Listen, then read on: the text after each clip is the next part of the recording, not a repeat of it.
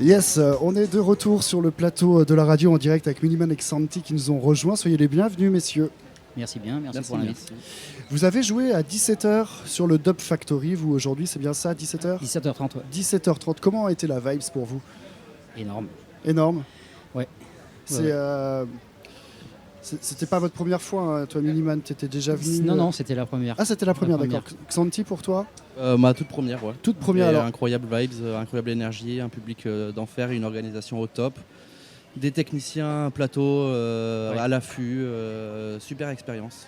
Un bon Donc, staff. Big up à toute l'équipe du No Logo et voilà.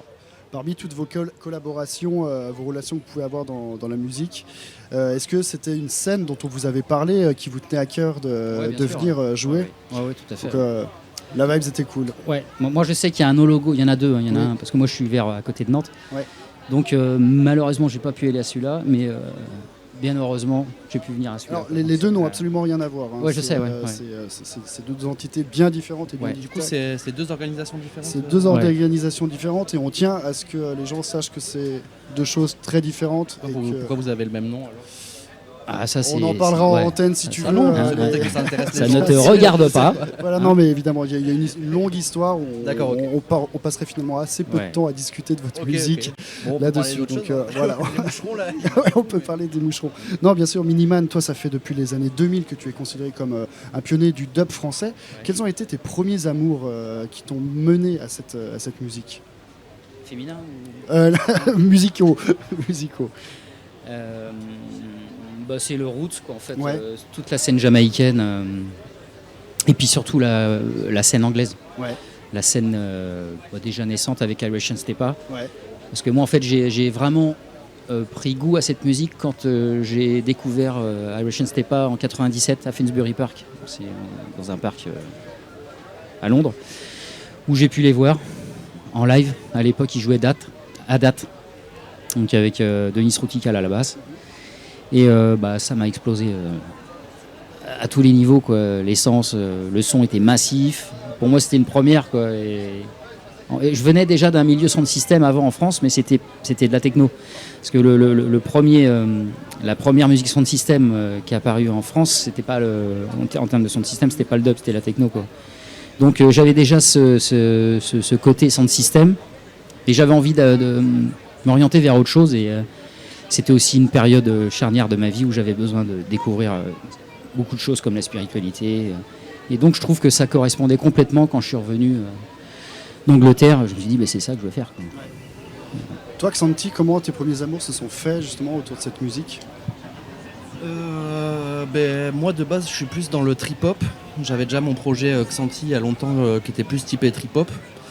Et puis un jour, adolescent, je tombe sur des albums de Hi-Tone et je prends la branlée. Voilà. Donc là, j'ai commencé à écouter Hi-Tone, Panda Dub et tout. Donc plus moi, la vibes française du dub qui m'a inspiré. Hi-Tone, tout ça. Voilà, à l'ancienne, quoi. Et du coup, j'ai un peu mêlé mon univers onirique que je fais en trip-hop assez chill à la Emancipator, un peu des petits pianos, des nappes, Mon collègue à côté me dira que ça ressemble fort à Ushuaïa Nature. Mais moi Et voilà, j'ai voulu mêler cet esprit-là un peu. J'avais dit Yannick Noah, enfin bon, c'est pas forcément. Au dub, à la puissance du dub avec les grosses basses, etc. pour faire un truc qui n'a pas trop été fait. Et voilà comment je suis tombé dans le dub. Est-ce que vous pouvez nous parler de votre première collaboration qui était sur Wandering Echo, c'est ça? C'est ça. Quelle année et puis comment est-ce que votre collaboration elle s'est précisée? Eh bien, c'est toi, Xanthi, qui m'avait proposé, parce qu'en fait, il voulait faire un multitrack sur un album, c'est ça, quoi, avec différents artistes. C'est ça, en gros, c'est Candy qui m'a fait découvrir Miniman. Je connaissais pas, et en fait, Candy, c'est un bon ami à moi, et on prenait l'apéro, il m'a fait, écoute Miniman, vu ce que tu fais, tu vas adorer. Et j'ai adoré, certes, et je crois que le soir même, un peu ivre, je lui ai envoyé un message à Miniman en mode écoute, j'ai un album qui arrive, vas-y, on fait un morceau dessus. Je savais pas que t'étais ivre. Ouais. Désolé. Ouais, ça change tout. Ah oui, c'est une émission Ital, c'est un festival reggae, désolé. Avec modération, s'il vous plaît. Après, ça amène des belles collaborations, mine de rien. Mais... Des fois, ça désinhibe. Ouais. Mais oui, j'étais sous matcha, du coup, sous thé. Bref, c'est légal. Et du coup, ça a amené cette collaboration qui a engendré plusieurs featuring et un album commun. Vous avez ensuite une création d'album, donc c'est, si je ne me trompe pas, Fragment of Elements, c'est ça. Comment est-ce que ça s'est fait quelles étaient vos intentions musicales justement à ce moment-là, après vos parcours respectifs? Déjà à la base, comme il y avait Wandering Echo, on a poursuivi l'histoire en se disant pourquoi on ne ferait pas un album, quoi. Et donc on avait des choses à partager chacun. Lui il avait des titres, moi j'avais des titres. Et on les a complétés. C'est-à-dire que moi, il m'a envoyé aussi des ébauches que j'ai complétées en arrangement ou autre, quoi. Donc en fait, voilà comme ça s'est passé. Alors après, c'est au fur et à mesure du déroulement, quoi, de la composition qu'on s'est dit qu'on allait faire intervenir des chanteurs aussi, que ça serait bien de faire intervenir des featuring, quoi. Donc on ne peut pas dire s'il y avait une ligne précise, mais on voulait faire quelque chose d'homogène, d'harmonieux, avec chanteuses, chanteurs. Voilà, que ça soit... que ça nous parle à tous les deux, puis faire jouer des artistes que moi aussi j'avais envie d'enregistrer comme 20. Il y avait Suzanne Bellob qu'on a intégré à l'album aussi, et Little Air bien sûr, quoi. Donc ça c'est les principaux. Après lui de son côté il m'en a fait découvrir aussi avec non pas Rocking Heavy mais avec Syrah de HFD Syrah, Records. ouais. Syrah, il y a d'autres gens, je sais pas. NPK, ouais, il y a NPK, ouais.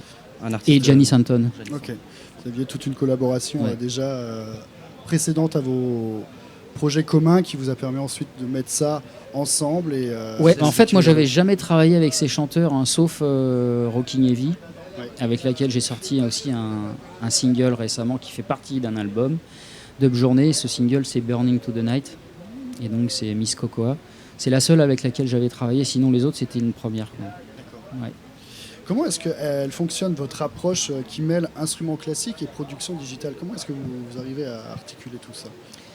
Alors, moi déjà c'est propre à moi, en tout cas le classique c'est quelque chose que j'écoute depuis longtemps. J'ai commencé par ça, par le piano, tout ça, donc toutes les harmonies effectivement dans le domaine du classique, c'est quelque chose qui me parle beaucoup. Et après, on se retrouve sur le plan harmonique. Moi, je sais que on a des goûts différents, quoi, mais sur ce projet, on s'est quand même retrouvés. Il a fallu faire des compromis, quoi, mais moi, je prends ça dans toutes mes sources, hein, qui sont vraiment liées à la musique classique pure et tous les styles que je peux embrasser. Autre que la musique classique. Et du coup, ce qui est intéressant, c'est que cet album-là ressemble ni à ce que je fais tout seul, ni à ce qu'il fait tout seul. Ça a créé une espèce de chimère qui est un truc qui est propre à nous deux, quoi, et qui ressemble ni à l'un ni à l'autre, mais à un truc, voilà. Et puis donc du coup vous faites participer des invités avec notamment sur le morceau Sur la tête dans les arbres avec Suzanne Bellob, c'est ça? Vous pouvez nous parler justement de ce morceau un peu particulièrement? Alors ça c'est un morceau à la base que j'avais composé et je l'ai proposé à Xanthi pour qu'on puisse repartir sur une idée de single en commun, quoi.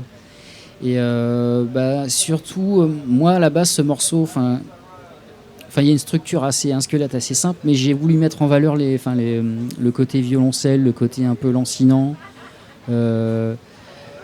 Ça fait partie de toutes les références que j'ai musicalement, mais en ce qui concerne le texte, nous, en fait, Suzanne nous a fait une proposition, quoi, donc on l'a accepté et ça collait parfaitement avec le rythme, quoi. Mais voilà, c'est une inspiration pure musicale, quoi. Je sais pas s'il y a un but précis, mais en tout cas, j'ai voulu mettre en avant ces mélodies, violon, je sais pas comment si je peux vraiment donner une raison à tout ça, quoi, mais j'avais voulu faire quelque chose qui sorte un peu de ce que je fais, parce que ça n'a pas vraiment grand chose à ce que je fais, mais pour parler aussi à d'autres gens, quoi, parce que le dub c'est quand même une niche. C'est vrai que si on n'en sort pas, on va peut-être manquer un discours face à un public qui n'écoute pas de dub, en fait, quoi. Donc c'est ça aussi le but de ce track aussi, quoi. Xanthi, toi ton sentiment sur ce morceau, il serait lequel? Moi c'est que j'adore travailler avec Suzanne Bellob, ça fait plusieurs fois qu'on collabore ensemble.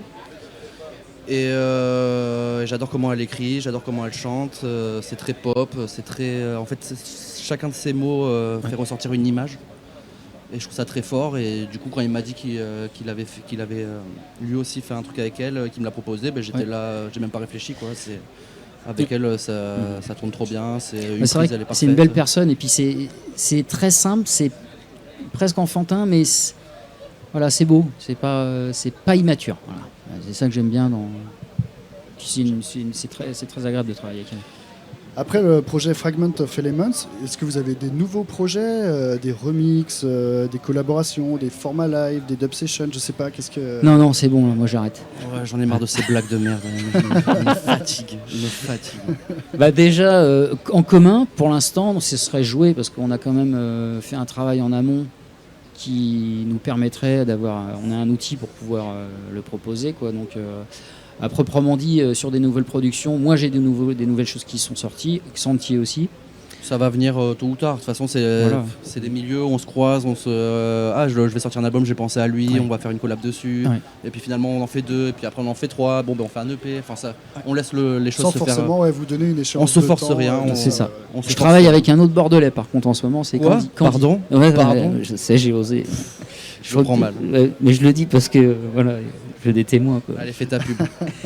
Mais parce qu'il y a un bon feeling dans cette ville. Okay. Peut-être certainement avec Candidum en l'occurrence, quoi. Entre nous on se déteste, mais on aime bien travailler avec des Nantais, ils sont plutôt cool. Entre Bordelais on se déteste en vérité. Et comme il n'y en a pas beaucoup, ils n'ont pas le choix, quoi. De Nantais je parle. Hein. Ouais. Oui, donc ce show, vous avez l'habitude de jouer, de vous présenter en live. C'est la deuxième fois qu'on joue ensemble. Seulement, et on a fait une répète avant de faire ce concert. D'accord, même pas une résidence ou quelque chose comme ça. Non, au feeling. Si, la résidence on l'a fait chez. Oui, c'était avant le Noloco on a fait une résidence chez lui. Ouais. Mais en fait c'est un truc entre nous qui, j'ai l'impression, va tout seul en fait. On a nos morceaux, ça sonne bien. Il dub sur mes morceaux, je dub sur ses morceaux. Il y a une énergie commune qui est assez forte. Et en fait, moi j'ai le sentiment que ça suffit en fait. Ouais. C'est qu'on est là, c'est pas un projet qui est amené à évoluer énormément dans ce truc-là, mais c'est quand on fait des choses ensemble, il y a une énergie qui se propage dans le public, qui fonctionne. Les gens sont contents, nous on est contents. On met des effets partout, des sirènes, on met de la grosse basse qui fait vibrer le beat des gens. Ça leur plaît, ça nous plaît, et il n'y a pas ambition d'aller plus loin. Après, si ça ira plus loin, nous on sera heureux, on continuera le truc, on fera peut-être les choses de manière différente. Pour l'instant, nous c'est du kiff, et on prend ce qu'on a à manger. Et on cherche pas à aller autre part que kiffer le moment qu'on partage avec le public qui est devant nous. C'est-à-dire qu'en n'ayant fait qu'une seule répétition, comme vous décriviez à l'instant de ça, c'est-à-dire que vous avez chacun vos morceaux, mais en fait finalement c'est une impro totale, quoi. C'est vraiment en live, quoi. C'est live dub à l'ancienne. C'est multipiste et puis le dub de base ça va pas être travaillé. En vérité, la technique du dub mix. Justement, l'intérêt de ce style-là, c'est de le faire au moment, devant les gens, avec l'inspiration qu'il y a devant, de faire l'effet au moment, tu vois la gueule du public, tu vois, est-ce que là, il veut de la grosse basse ou est-ce qu'il veut que ça se pose, donc là, tu vas poser, ou c'est là l'intérêt du dub live à l'ancienne, en tout cas. Et il y a cette approche-là que Miniman apporte beaucoup, c'est ce dub live à l'ancienne de cette école-là, où on fait tout au moment et on compose avec le public. Mais il faut être hyper attentif, du coup. Ça s'apprend, ça? Ouais, parce que tu peux vite t'embrouiller dans tes retours, dans tes effets, dans ta technique, quoi. Donc oui, il faut retomber sur ses pattes, c'est le but, quoi. Très bien. Je vous remercie. Comment va se passer votre fin de soirée? Vous allez quand même aller profiter un peu du Dub Factory, la grande salle? Lui, il a 50 balais, donc il va aller faire dodo, je pense. Moi, lui, je veux pas savoir. Hein, parce que... Et moi je vais goûter. Alors c'est quoi le pastis local là? Le Pontarlier, je t'en sers un verre dans un instant. J'en ai déjà un qui m'attend là. Très bien. Et je vais continuer sur cette lancée et aller profiter des concerts, je pense. Écoutez, je vous remercie chaleureusement tous les deux. Et merci à toi. Et puis j'espère qu'on vous reverra à d'autres occasions, dans d'autres circonstances. Plaisir. Merci beaucoup. On va écouter un morceau et puis on revient dans quelques instants. Et merci à toute la technique. Merci à tout de suite.